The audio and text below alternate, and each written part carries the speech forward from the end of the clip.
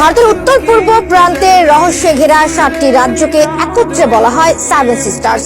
ভারত তো বটেই, প্রতিবেশী দেশগুলোতেও এই 7টি রাজ্য প্রতিনিয়ত বিভিন্ন ইস্যুর জন্ম দেয়। সম্প্রতি বাংলাদেশের প্রধান উপদেষ্টা ডক্টর মোহাম্মদ ইউনূসের একটি মন্তব্যের জেরে এখন আবারও আলোচনায় এই seven sisters. If you destabilize Bangladesh, it will spill over all around Bangladesh, including Myanmar and Seven Sisters and West Bengal. এক কথাতেই যেন রাজনৈতিক প্রজ্ঞা ও দূরদর্শিতার প্রমাণ দেখিয়েছে ডক্টর ইউনূস। ভারতের এতদিনের দাদাগিরির লেজ গুটিয়ে নিয়েছে ইউনূসের এক হুঁশিয়ারিতে। ভারতের সবচেয়ে দুর্বল স্থানে আঘাত বসিয়েছেন তিনি। কি এমন বলেছেন ইউনূস, তার এক কথাতেই কেন চুপসে গিয়েছে ভারতের মুখ? দর্শক, শুরুতেই বলেছি, আঞ্চলিক রাজনীতিতে তুরুপের তাস এই সেভেন সিস্টার্স, আর এর কলকাঠি বাংলাদেশেরই হাতে।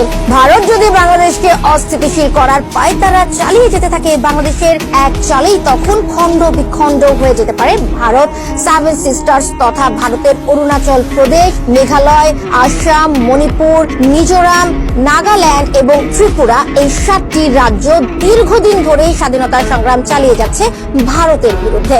অখণ্ড ভারতের অর্থনীতি ও রাজনীতিতে গুরুত্বপূর্ণ এই অঞ্চলটি মাত্র 22 কিলোমিটার প্রশস্ত একটি করিডোর দিয়ে মূল ভূখণ্ডের সাথে যুক্ত। প্রতিবেশী চীনের চোখ রাঙানিতে সারাক্ষণই সেভেন সিস্টার্স হাতছাড়া হওয়ার ভয়ে থাকে ভারত। স্বাধীনতা কামীদের তৎপরতা তো রয়েছেই, কিন্তু এই 7 রাজ্যকে ভারত থেকে বিচ্ছিন্ন করতে প্রথমেই দরকার ভারতের লাইফলাইন খ্যাত চিকেন নেকে চেপে ধরা। সেটির কলকব্জে মূলত বাংলাদেশের হাতে, কিন্তু শান্তিতে বিশ্বাসী বাংলাদেশ কখনোই প্রতিবেশী কোনো বন্ধু রাষ্ট্রের ক্ষতি চায়নি কোনোদিন।